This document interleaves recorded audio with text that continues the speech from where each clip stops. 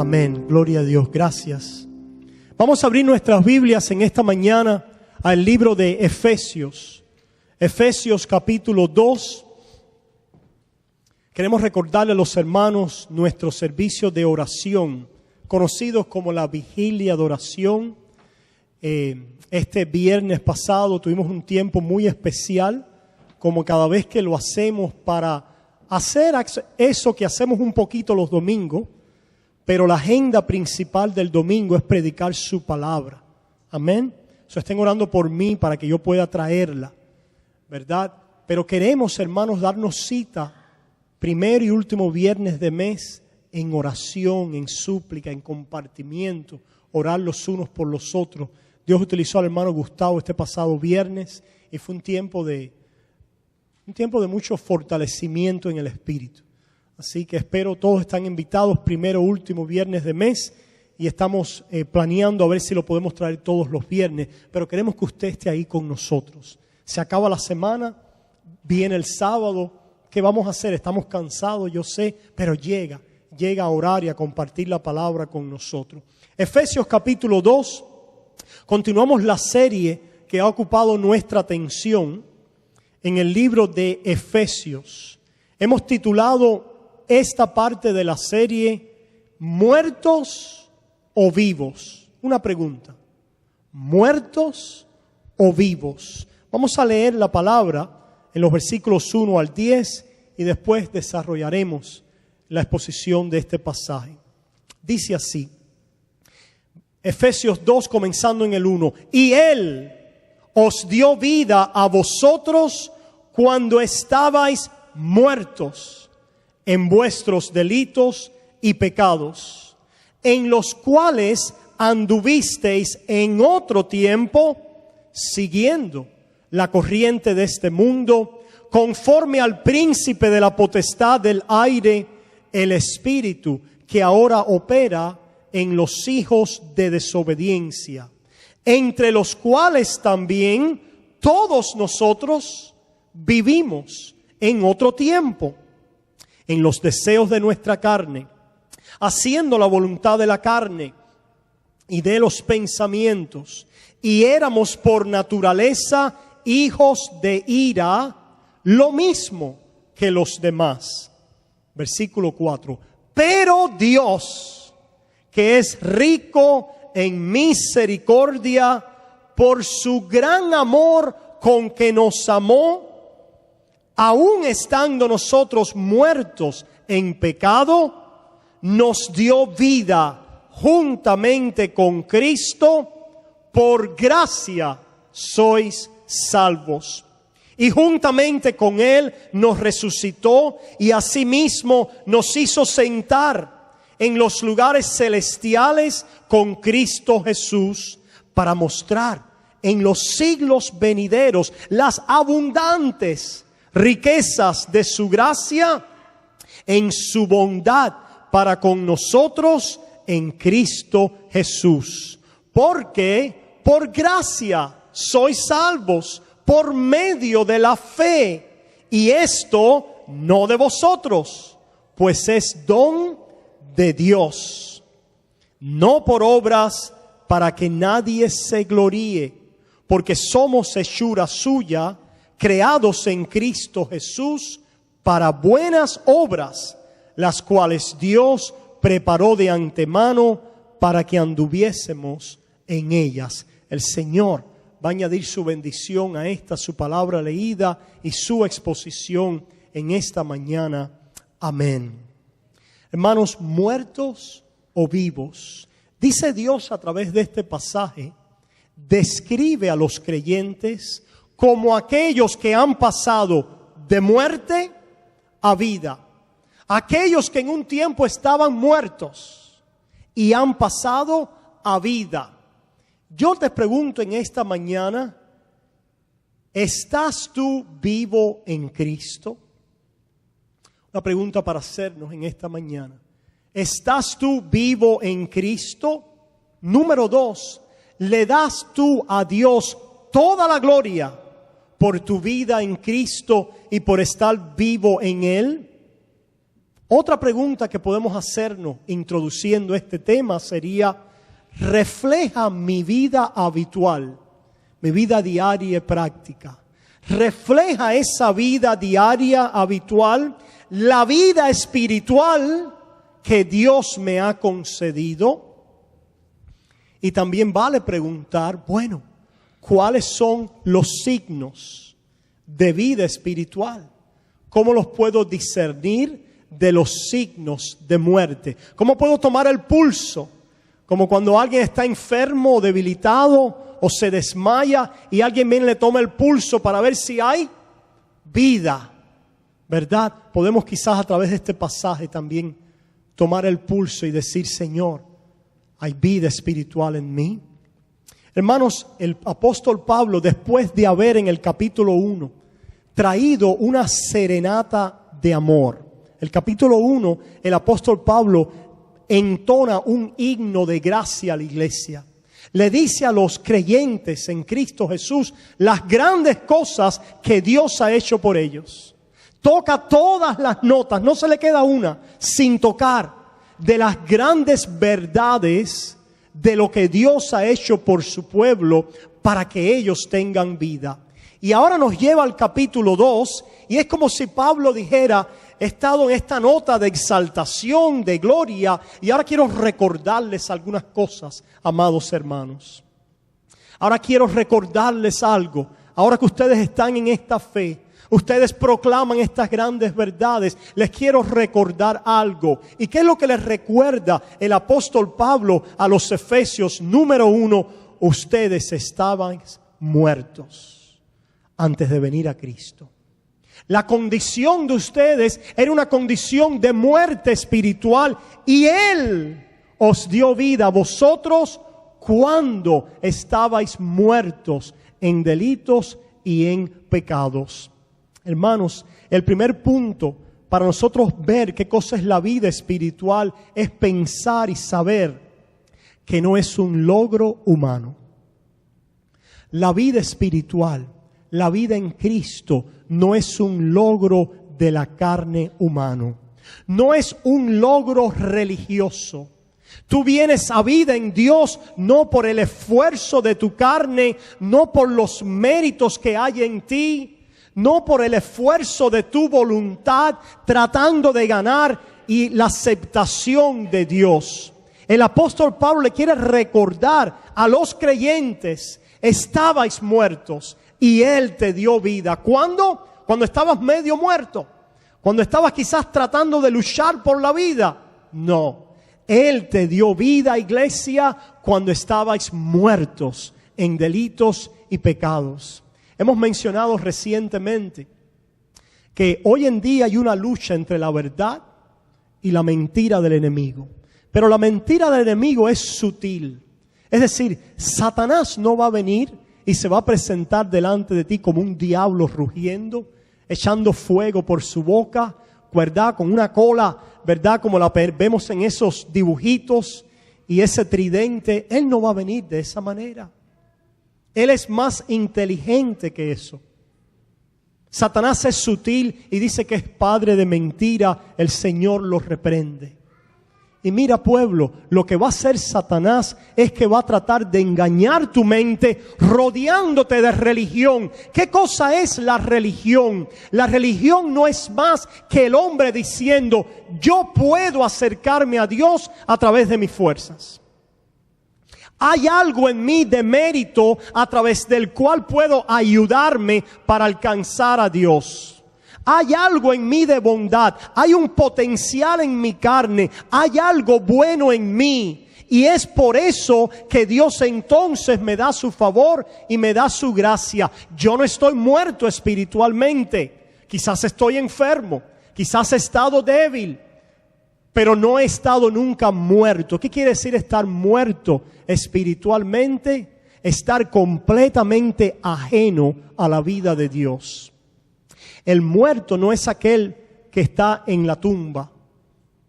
El muerto es aquel que está muy vivo hoy y camina, pero está separado de la vida de Dios. ¿Y dónde está la vida de Dios? Está en Jesucristo.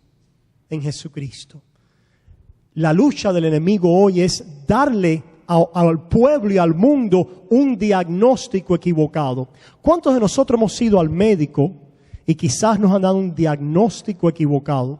Qué terrible sería eso, ¿verdad? Que tú vayas al médico con un catarro, con una neumonía, y que el médico te diga, no, lo que tienes es un virus de catarro. Y que entonces te mande para la casa a esperar que se te quite el virus.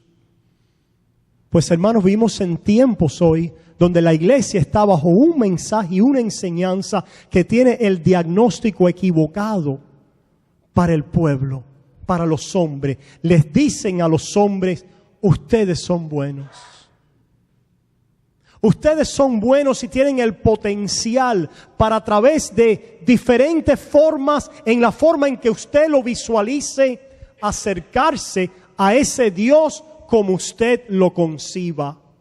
Usted puede a través de sus buenas obras, a través de sus buenas acciones, a través del potencial que hay en usted, con la ayuda del poder supremo, como usted lo conciba, y entre los cristianos sería, tú tienes un potencial, Dios te ha creado para alcanzar ese potencial, tú no eres malo.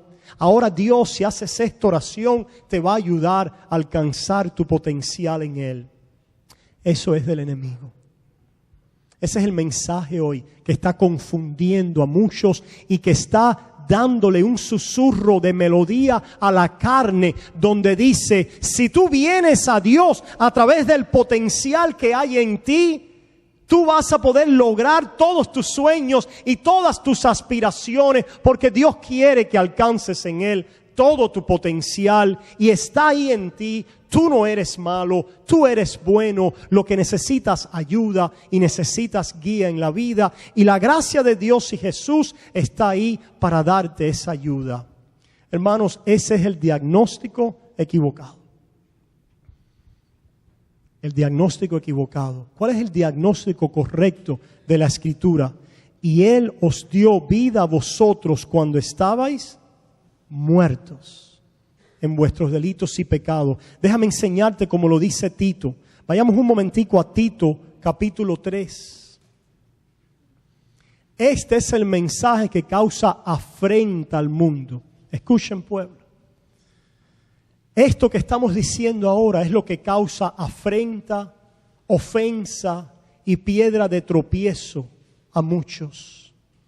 Por eso es que no pueden venir a Cristo, porque para venir al remedio del médico, que es Cristo y su cruz y su sangre, tienes que verte primero muerto y sin ningún tipo de reclamación en ti mismo. Y ese es el mensaje que cuando proclamamos es causa de ofensa y de escándalo a muchos, pero es causa de levantamiento a todo aquel que por la fe puede ver su necesidad. ¿Y cuál es la necesidad? Mira lo que dice Tito capítulo 3, comenzando en el versículo 3, dice: porque nosotros también éramos en otro tiempo insensatos, rebeldes, extraviados, esclavos de concupiscencias y deleites diversos, viviendo en malicia y envidia, aborrecibles y aborreciéndonos unos a otros. ¿Cuánto usted ha ido a un médico y se le ha tirado una placa, un rayo X? ¿Verdad que sí? Los rayos X no esconden nada, ¿verdad? Y si no se puede ver en los rayos X, ¿qué tenemos hoy? Tenemos la tomografía que le decíamos en Cuba, el scan, pero vamos a ver qué es lo que hay ahí en el fondo. Vivimos en un día hoy donde las personas no quieren, el enemigo no quiere darte un rayo X de tu alma. No quiere hacerte el scan de tu alma. Lo único que quiere es que tú mires superficialmente y que no puedas comprender y entender cuál es el diagnóstico de tu vida para que puedas entender el remedio de tu problema. El diagnóstico de tu vida no es que eres bueno esencialmente, pero en un mundo donde de alguna manera aprendemos malos ejemplos y donde de alguna manera hay cosas que no están bien, nosotros con la ayuda correcta de la psicología, del pastor, de la inspiración correcta, vamos a poder recibir nuestro potencial.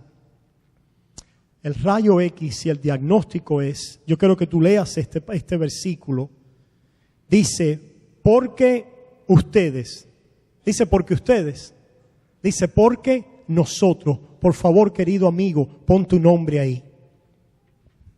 Si tú nunca te has visto aquí, todavía no conoces a Cristo.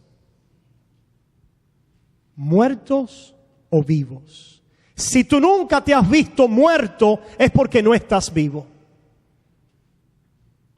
Si tú nunca has entendido que el mensaje del Evangelio viene a muertos. ¿Por qué? Porque el mensaje del Evangelio, que es la buena noticia, el Evangelio es el remedio, pero es el remedio para personas muertas espiritualmente.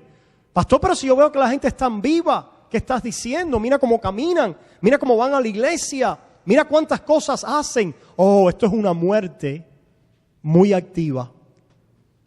Una muerte muy activa, porque es una muerte que está activa ¿en qué? Está activa en ser insensato. ¿Qué cosa es alguien insensato? Alguien que no tiene sabiduría.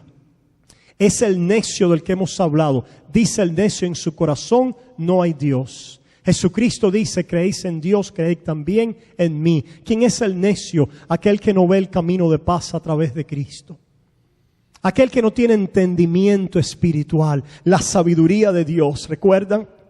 En el capítulo 1 de Efesios, Él nos ha dado sabiduría, que es Cristo en nosotros. Éramos necios, sigue diciendo, rebeldes. ¿Qué cosa es un rebelde? Es aquel que va en contra de ¿qué? De lo que está establecido. Un rebelde es aquel que da coces contra el aguijón. Un rebelde es aquel que no tiene ley. Un rebelde es aquel que hay una autoridad establecida y dice, yo no voy por ese camino. Yo soy mi propia autoridad. Yo sigo mi propio camino. Yo soy mi propia ley. Dice esta palabra que todos nosotros éramos rebeldes. ¿Por qué? Porque nuestro padre Adán fue rebelde. Y quiso él, bajo el ataque del enemigo, hacerse igual a Dios. ¿Qué cosa es ser rebelde? Es decir, yo puedo por mí mismo alcanzar el potencial que yo deseo y que yo quiero. ¿Ustedes se fijaron que ese fue el ataque del enemigo en el principio? ¿Qué es lo que le dijo? Oh, Satanás fue un gran predicador. ¿Qué es lo que le dijo Satanás? Tú puedes tener tu mejor vida ahora. Me parece verlos riéndose y diciéndole, ese mensaje es un poco fanático y extremo. No, ustedes pueden ser como Dios. Fíjense que no le dijo, no traten de ver que hay algo bueno en Dios. No, les digo que ustedes pueden ser como Dios. Si ustedes se fijan, la idea de la criatura en rebeldía es robarle la gloria a Dios. Dios es tan glorioso que el pecado más grande es precisamente tratar de decir, eso que tiene Dios, yo lo quiero, pero a mi manera. Esa fama, ese poder, esa reputación, esa excelencia, esa perfección, ese nombre, yo lo quiero, yo quiero ser Dios. Yo me levantaré, dijo Satanás, vimos en su caída. Yo seré como el Dios Altísimo. Yo me exaltaré. Yo me sentaré en el trono. Rebeldes. La criatura en la caída lo que hizo fue seguir la maldición de Satanás de querer robarle la gloria a Dios. ¿Cómo es que es restaurada? Cuando tú entiendes que no tienes gloria propia ninguna.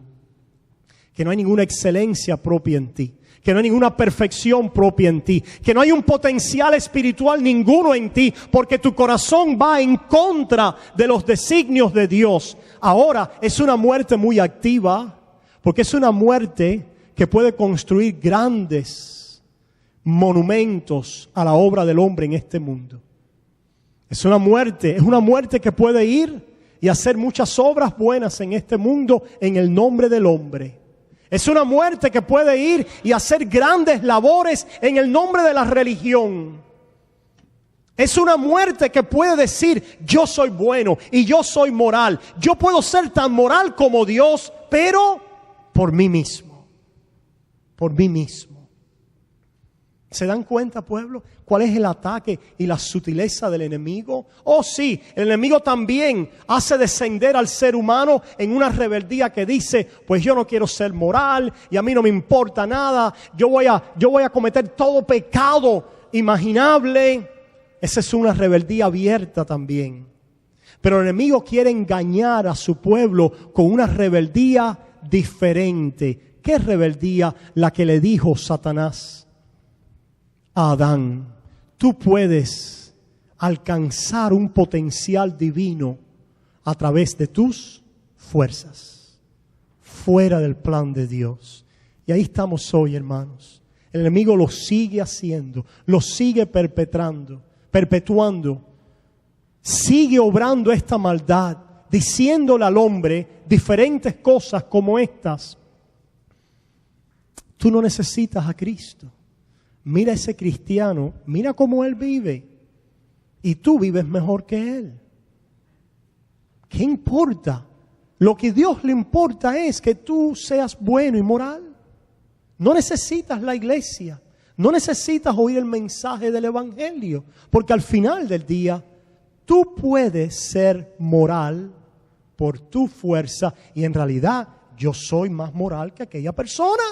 Yo soy mejor que muchos cristianos, pero mira eso, oí de otro cristiano que le pasó esto y aquello. Déjame decirte algo, alma. El peor de los cristianos va a sentarse en el reino por encima de toda tu moralidad.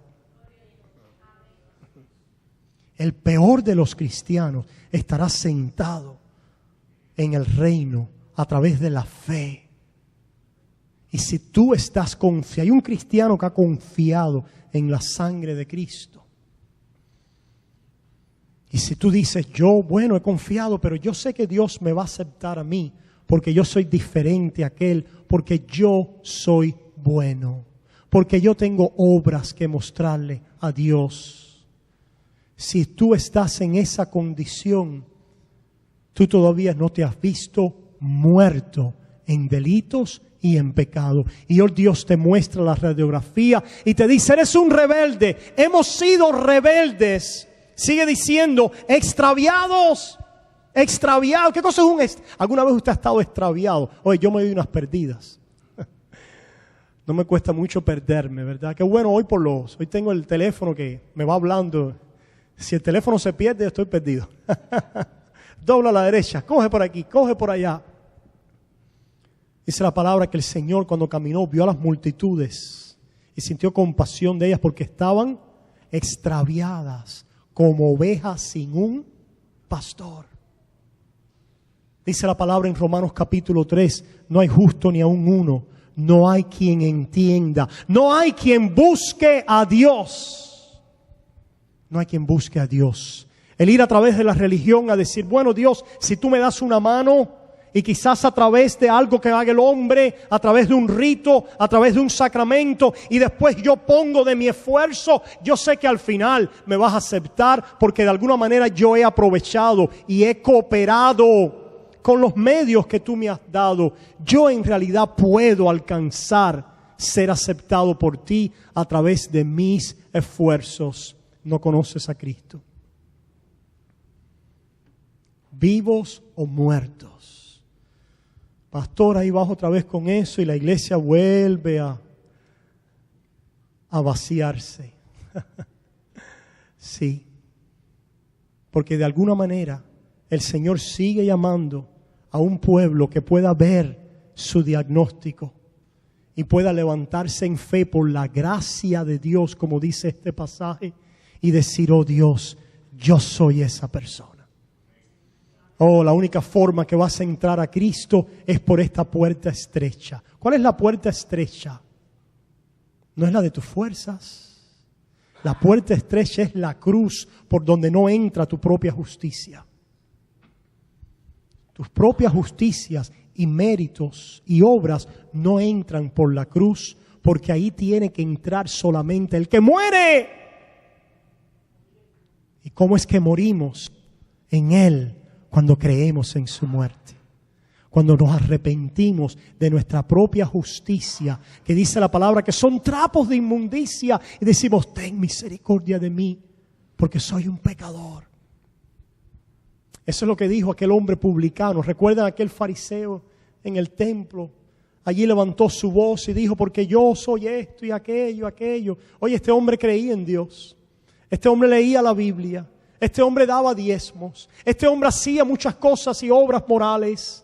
Este hombre era un líder y un ejemplo en la sociedad. Pero dice que miró al lado y había un publicano. ¿Qué cosa era un publicano? Alguien que a los ojos de la sociedad era visto como un pecador. Y dice, pero escucha cómo oraba el publicano. ¿Y qué decía aquel publicano? ¿Qué salía de su boca? Señor, ten misericordia de mí, porque soy el pecador. Have mercy on me, oh God. Ten misericordia de mí. ¿Quién es el que tiene vida? El que entiende que la vida espiritual no es un logro humano, sino que es dado de parte de Dios a una persona espiritualmente muerta. Antes que Dios toque y renueve nuestros corazones, debemos entender que no tenemos nada bueno o meritorio que ofrecerle. Solo respondemos a Dios cuando su Espíritu Santo nos ilumina y nos enseña nuestro diagnóstico y nos dice, estás muerto en delitos y pecados. ¿Qué necesita un muerto? ¿Cuál es el remedio para un muerto? Pastor, hay que dice enterrarlo, pero el Evangelio dice resucitarlo. ¿Cuál es el remedio? La resurrección a vida eterna. El Señor Jesús dijo allá en Juan 3 a Nicodemo, Nicodemo, a menos que nazcas de nuevo, no puedes entrar en el reino. No le dijo, Nicodemo, trata, yo te he puesto mi ley delante de ti. Nicodemo, esfuérzate. Nicodemo, esfuérzate a entrar. Nicodemo, vas bien, me estás buscando, ahora sigue leyendo la Torah y sigue entendiendo los mandamientos para que puedas justificarte delante de mí. Sigue obrando. No le dijo eso, le dijo, tienes que nacer de nuevo. Tienes que nacer de nuevo. Aquel hombre que estaba en el templo, el Señor dijo, salió justificado. ¿Por qué? Porque dijo, ten misericordia de mí. ¿Quién es el que tiene vida? Aquel que todos los días se encuentra diciéndole a Dios, ten misericordia de mí. Porque si me vas a juzgar sobre mi vida, no puedo permanecer delante de tu santidad y delante de tu justicia. Tito capítulo 3 sigue diciendo, extraviados, esclavos de concupiscencias y deleites diversos, viviendo en malicia y envidia, aborrecible y aborreciéndonos unos a otros. Aquel que de alguna manera quiere confiar en su carne y en su obediencia, en el fondo el pecado es el que va a predominar en tu vida. En el fondo, la maldad, la envidia, el aborrecer, aquellas cosas que dice la concupiscencia y deleites diversos. ¿Qué cosa es la concupiscencia y deleites diversos? La gloria del hombre. La gloria del hombre. Tú puedes ser muy moral. La pregunta es si esa moralidad o espiritualidad, cuando tú estás en tu cama, tú dices, caramba, estoy haciendo bien. ¿Verdad que yo merezco la aprobación de Dios? Si eso estás haciendo, estás buscando tu propia gloria.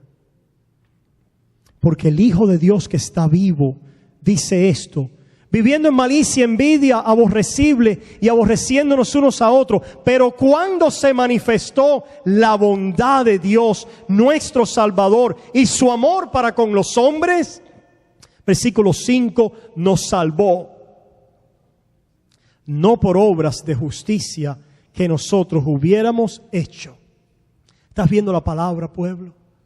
Nos salvó, no por obras de justicia que nosotros hubiéramos hecho, sino por su misericordia, por el lavamiento de la regeneración y por la renovación en el Espíritu Santo. ¿Qué hizo el Señor? Cristo vino a tu vida con su Espíritu y te separó para Él y te dio fe y arrepentimiento para que te veas como ese indigno, necesitado de la gracia de Dios, y para que ahora puedas amar a Dios y seguirlo, no por obras y no por tu fuerza y no por tu gloria, sino en resultado a lo que Dios ha hecho en tu vida.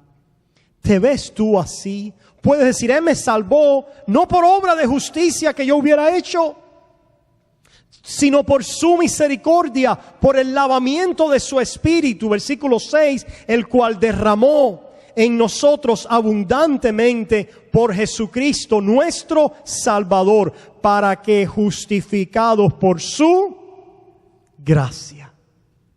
Por eso es que tenemos el cartel allá afuera, sola gracia. No estamos tratando de congraciarnos cuando lo ponemos, porque por esa gracia vivimos. Sola gracia. Si no fuera, ¿qué cosa es gracia? Un favor no merecido.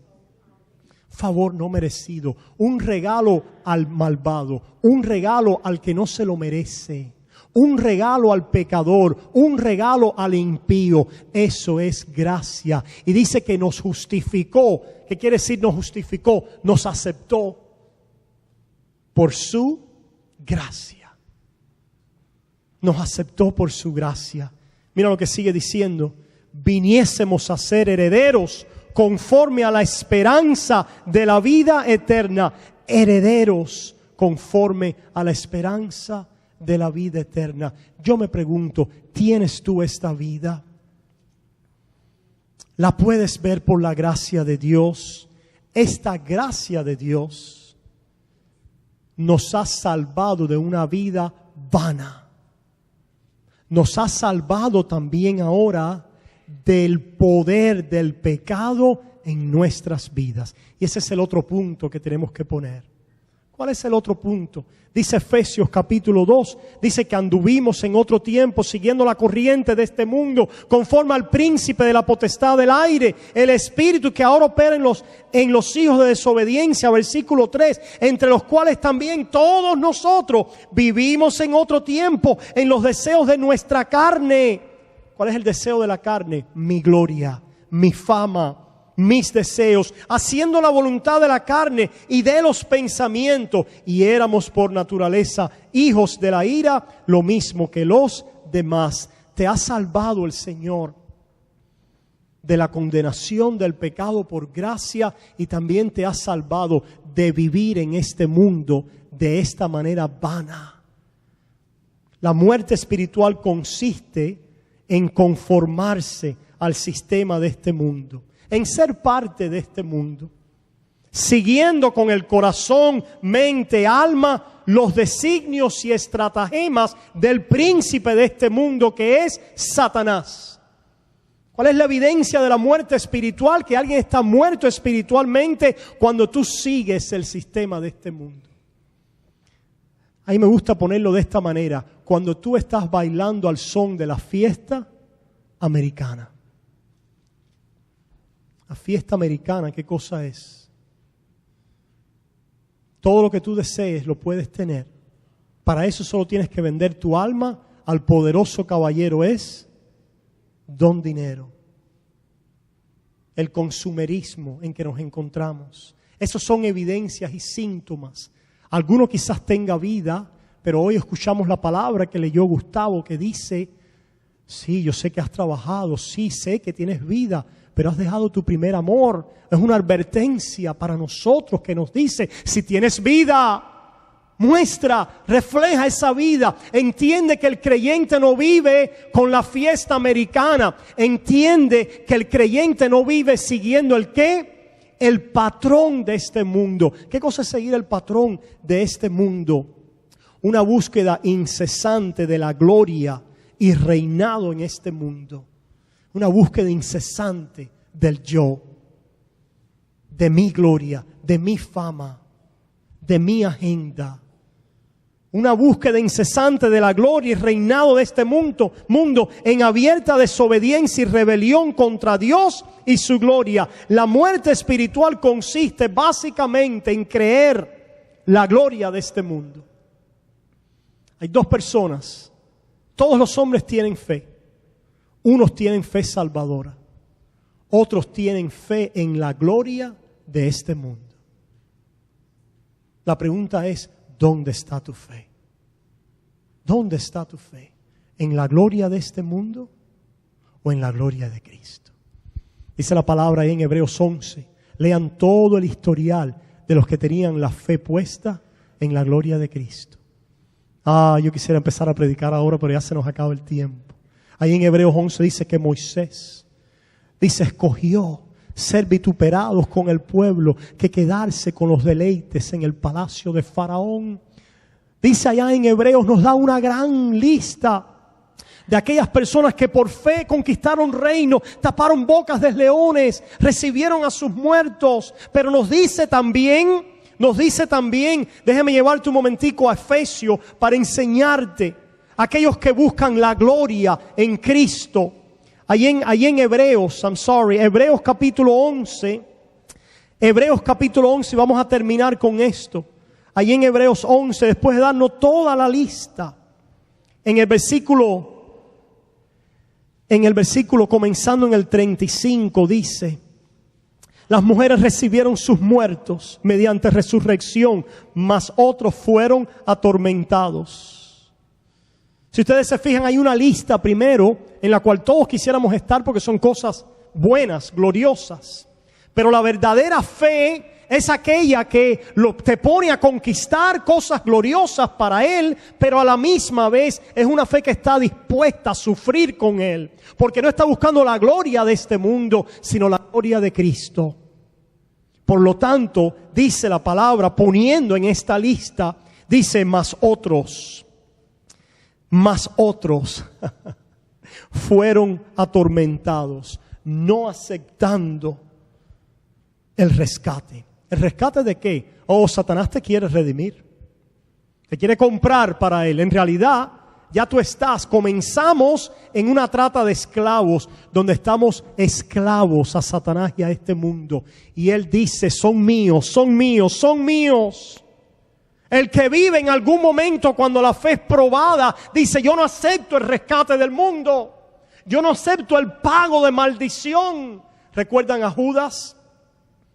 Se perdió el hijo de perdición. Representa a los perdidos, que por 30 piezas de plata entregó al Salvador. Si tú tienes vida, esa vida se va a ir manifestando en tu vida, tú negando el pago de este mundo. El que no se niegue a sí mismo no puede seguir. La fe se evidencia en negarse a sí mismo.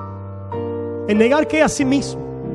La gloria de este mundo, el pago de este mundo, el rescate de este mundo. Por eso es que sigue diciendo, mas otros fueron atormentados, no acercando el rescate a fin de obtener mejor resurrección. ¿Cuántos quieren mejor resurrección? Lo que está diciendo, a fin de obtener mejor gloria, la gloria de Dios.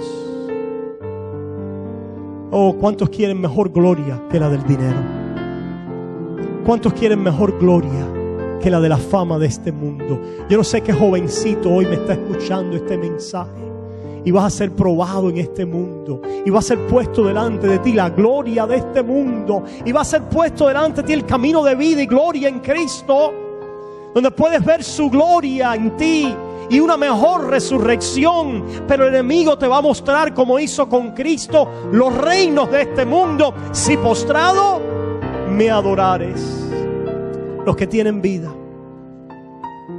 dice, a fin de obtener mejor resurrección. Otros, versículo 36, otros experimentaron vituperios y azotes, y a más de esto prisiones y cárceles. Fueron apedreados, aserrados, puestos a prueba, muertos a filo de espada. Anduvieron de acá para allá cubiertos de pieles de ovejas y de cabras, pobres, angustiados, maltratados.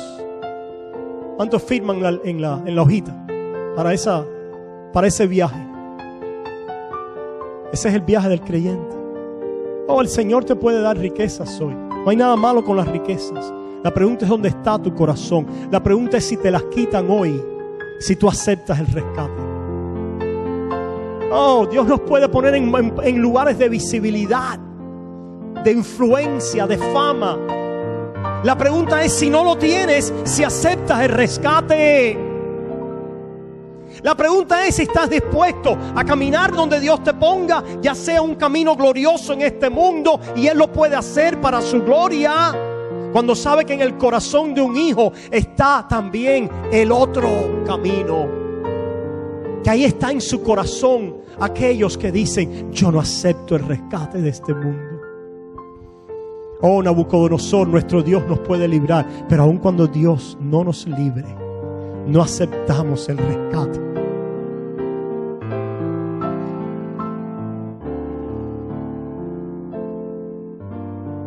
Sigue diciendo, terminamos con esto: de los cuales el mundo no era digno.